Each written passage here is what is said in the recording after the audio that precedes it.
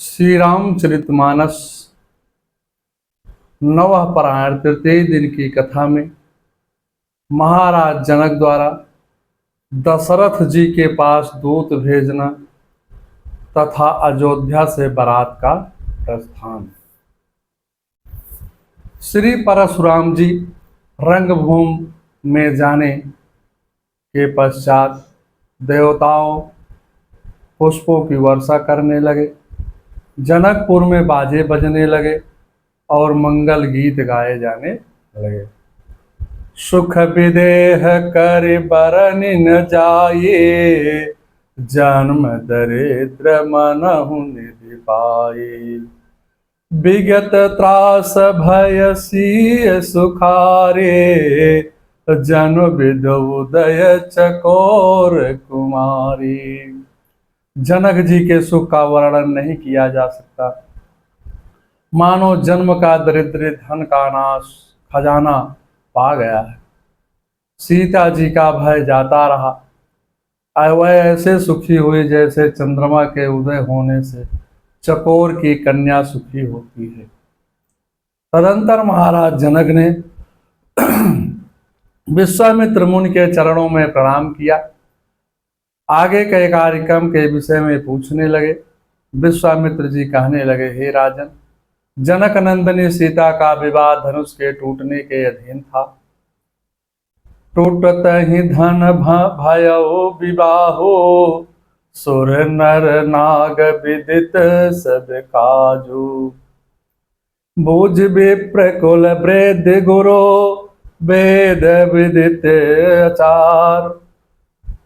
तुम जाकर के अपने कुल का जैसा व्यवहार हो ब्राह्मणों कुल बूढ़ों और गुरुओं से पूछकर तथा वेदों में वर्णित आचार जैसा आचार हो वैसा करो।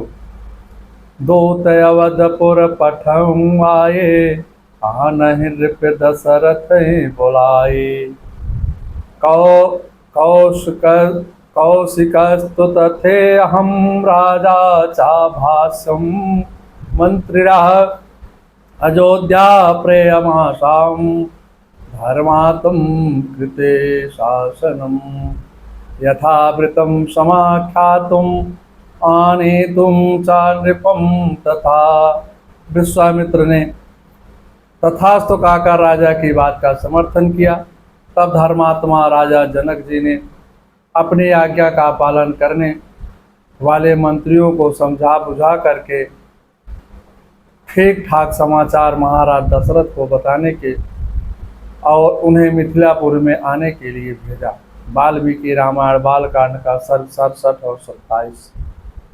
अध्यात्म रामायण में महाराज जनक विश्वामित्र जी से महाराज दशरथ को बुलाने का आग्रह करते हैं।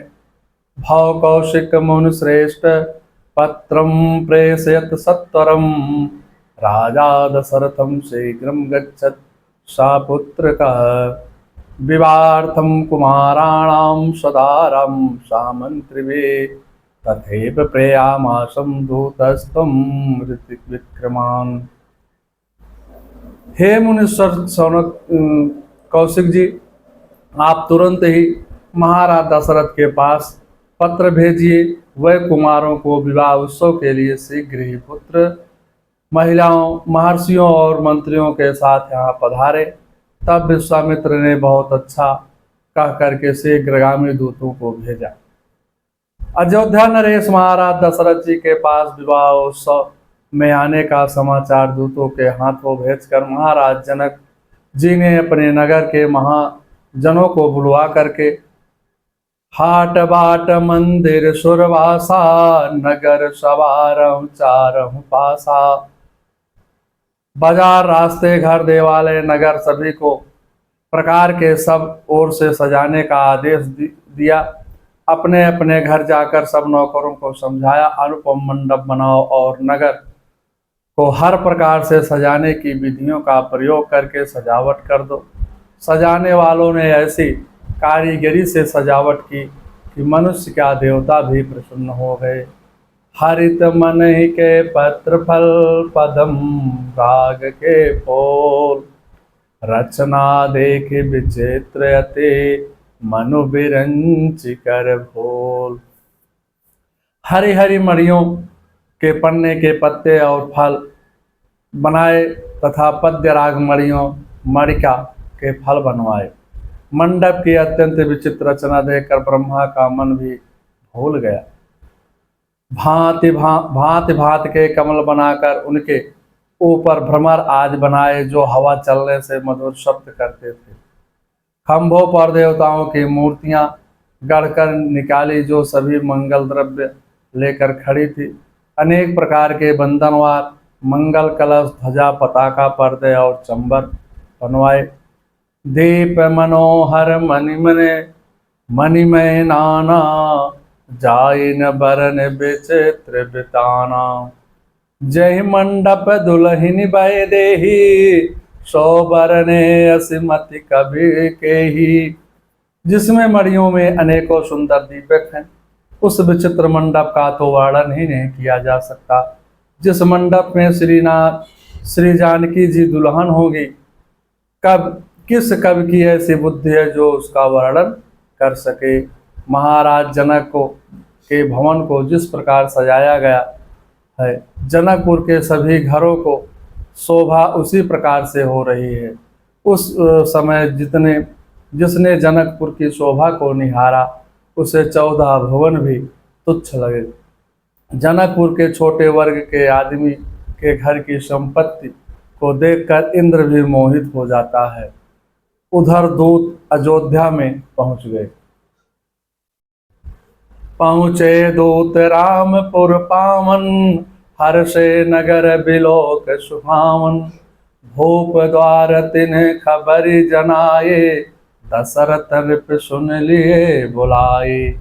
जनक जी के दूत श्री रामचंद्र जी की पवित्रपुरी अयोध्या में पहुँचे। सुंदर नगर देखकर वह हर्षित हुए। राजद्वार पर जाकर उन्होंने खबर भेजी। राजा दशरथ जी ने सुनकर उन्हें बुला लिया। करी प्रणाम तिह पाति दीन, मुदित महीप आप उठ लीनी। बारी बिलोचन बाचत पाते, पुलकत गात आई भरी छाती।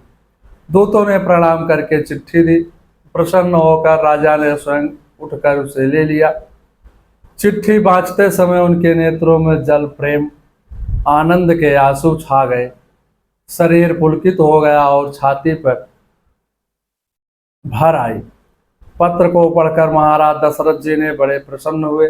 उन्होंने लिखा, प्रतिज्ञम राजेंद्रम निवर्तम महर्षि, पुत्रोर भयोरम प्रीतिम तमुपल्लसते। राहे राजेंद्र, यहाँ पधार कर आप मेरी प्रतिज्ञा पूर्ण करें। यहाँ आने से आपको अपने दोनों पुत्रों के विवाह जनित आनंद की प्राप्ति होगी। एवं विदे अधिपतिम मधुरम वाक्यम ब्रवीत, विश्वामित्रभ्यानुज्ञातम शतानंद मते स्थिता। राजा ने इस तरह विदेहराज ने आपके पास यह मधुर संदेश भेजा था, इसलिए उन्हें विश्वामित्र जी की आज्ञा और शतानंद की संपत्ति भी प्राप्त हुई। वाल्मीकि रामायण बालकांड का सर्ग 67, 12 और 13 से। दशरथ जी सोच रहे हैं कि जा दिन ते मुनि गए लवाए, तब ते आज सांच सुधि पाए। जब से विश्वामित्र श्री राम लक्ष्मण को ले गए हैं, उस दिन से आज ही सच्ची खबर मिली है। हे दूतों, हमारे पुत्रों श्री राम लक्ष्मण को हमारे पुत्रों को श्री जनक जी ने किस प्रकार पहचाना। दूत कहने लगे, हे महाराज दशरथ जी, आपके विश्व श्रेष्ठ पुत्रों को कौन नहीं जानेगा। हे महाराज, आप बड़े भाग्यशाली हैं। दूत कहने लगे, हे महाराज, जनक जी की धनुष यज्ञ को आपके पुत्र श्री राम ने ही संपन्न किया है। अनेक राजे महाराजे आए थे, लेकिन उस धनुष को तोड़ना तो दूर तनिक भी हिला नहीं सके।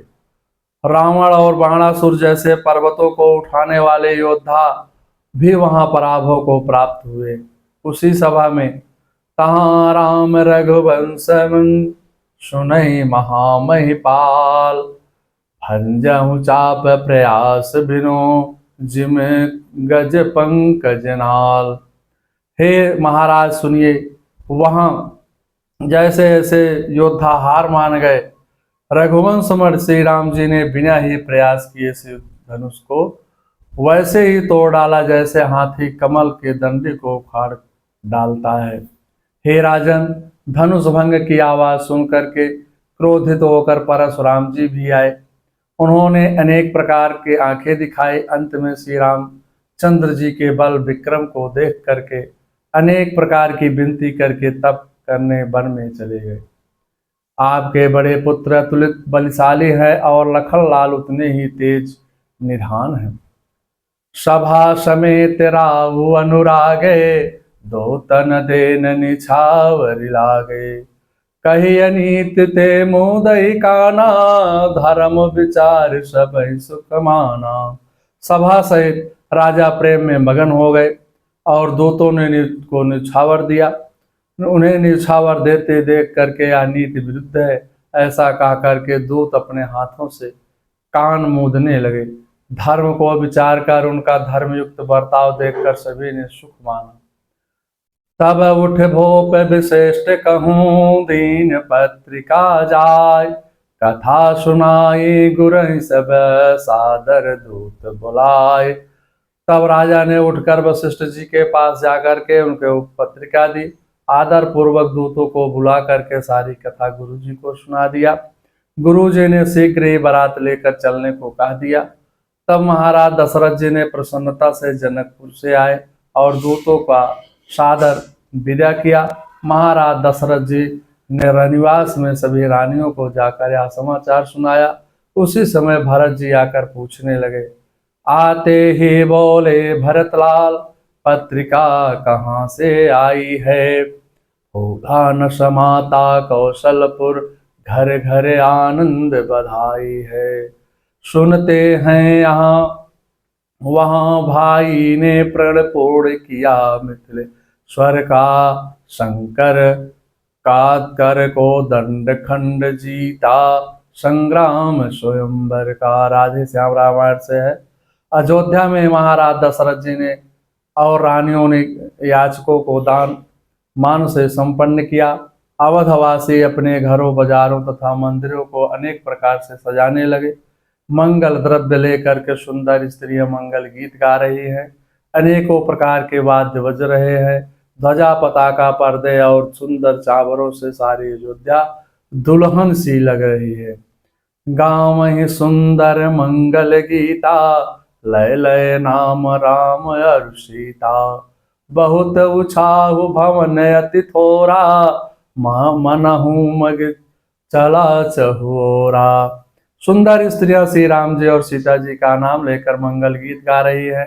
उत्साह बहुत है और महल अत्यंत छोटा है। उसमें न समा करके मानो व उत्साह आनंद चारों ओर उमड़ चला है। शोभा दशरथ भवन कय, को कवि वर्णे पार। जहाँ सकल सुर शीस मणि, राम लीन है अवतार। दशरथ के महल की शोभा का वर्णन कौन कवि कर सकता है, जहाँ समस्त देवी देवताओं के शिरोमणि श्री रामचंद्र जी ने अवतार लिया है। महाराज दशरथ जी ने भरत जी को बुलवा करके कहा कि जाकर शीघ्र ही रथ हाथी घोड़े को सजाकर सभी सम्मानित व्यक्तियों, सेवकों, मगध सूत और भाटों तथा योग्य सवारियों तथा आवश्यक सामान के साथ शीघ्र ही बारात को जनकपुर जाने के लिए तैयार कर दो। भरत जी का आदेश पाकर सभी तैयार हो गए। गरजहि गज घंटा धुनि घोरा, रथ रब बाज हिंस चहुओरा। निडरे घनहि घुमरहि निशाना, निज पराय कछ सुनहि न काना। हाथी गरज रहे हैं, उनके घंटों में भीषण ध्वनि हो रही है। चारों ओर रथों की घड़घड़ाहट और घोड़ों की निनाट हो रही है। बादलों का निरादर करते हुए नगाड़े घोर शब्द कर रहे हैं। किसी को अपनी पराई कोई बात कानों में नहीं सुनाई दे रही है। महाभीर भूपति के द्वारे, रज हुई जाई पशान पवारे। चढ़े अटारिन देख ही नारानी, लिए आरती मंगल थारी थारी। राजा दशरथ के दरवाजे पर इतनी भारी भीड़ हो गई कि वहां पत्थर भी फेंका जाए तो वह भी पिस कर धूल हो जाए। अटारियों पर चढ़ी स्त्रियां मंगल थालों में आरती लिए देख रही हैं। महामंत्री सुमंत्र ने राजसी तेज दूसरा तेज पुंज 2 रथ सजाए। महाराज दशरथ जी ने तेज पुंज वाले रथ पर गुरु वशिष्ठ को सवार किया, दूसरे रथ पर स्वयं सवार हो गए। उस समय ऐसा लग रहा था मानो देव गुरु बृहस्पति जी के साथ देवराज इंद्र जा रहे हैं। उस समय हाथी घोड़ों और वाहनों की आवाजों में गीतों की धुनियों से घंटों घंटों की ध्वनियों के विदूषकों की आवाजों से महान कोलाहल हो रहा था। तुरगन चावई कुमर बर अकन मृदंग निशान, नागर नट चितमई चकित डगई न ताल बधान। सुंदर राजकुमार मृदंग और नगाड़े शब्द के सुन करके घोड़ों को उन्हीं के अनुसार इस प्रकार नचा रहे हैं कि वह ताल के बंधान से भी जरा भी नहीं दिखते। चतुर नट चकित होकर यह देख रहे हैं। बनई न बरतन बनी बराता, वही सगुन सुंदर शुभदाता। चारा चा सुबाम दिसले, मनौ सकल मंगल कह देई। बारात ऐसी बनी कि उसका वर्णन कोई नहीं कर सकता। सुंदर शुभदायक शकुन हो रहे हैं। नीलकंठ पक्षी बाई ओर चारा ले रहा है, मानव संपूर्ण मंगलों की सूचना दे रहा है। बारात के लिए प्रस्थान करते समय सुंदर खेत में कौवा दाहिनी ओर बैठा है। नेवला सबको दिखाई दे रहा है। शीतल मंद सुगंध हवा चल रही है। सुहागिन स्त्रियां सिर पर भरे हुए घोड़े को गोद में बालक लेकर आ रही है। लोमड़ी बार बार दिखाई दे रही है। गायें बछड़ों को दूध पिला रही है। हिरणों की टोली बाईं ओर से दाईं ओर आ रही है। छेम करी सफेद सिर वाली चील कल्याण कर रही है। श्यामा बाईं तरफ बैठे और दही मछली तथा 2 ब्राह्मण हाथ में पुस्तक लेकर सामने से आ रहे हैं। उस समय मंगलमय कल्याणकारी और मनोवांछित फल देने वाले सभी शकुन एक ही साथ अपने को समर्थक होने को हुए हैं। इस प्रकार बारात में जनकपुर को प्रस्थान किया। आवत जान भान कुल के तो, सिर तहि जनक बधाए से तो।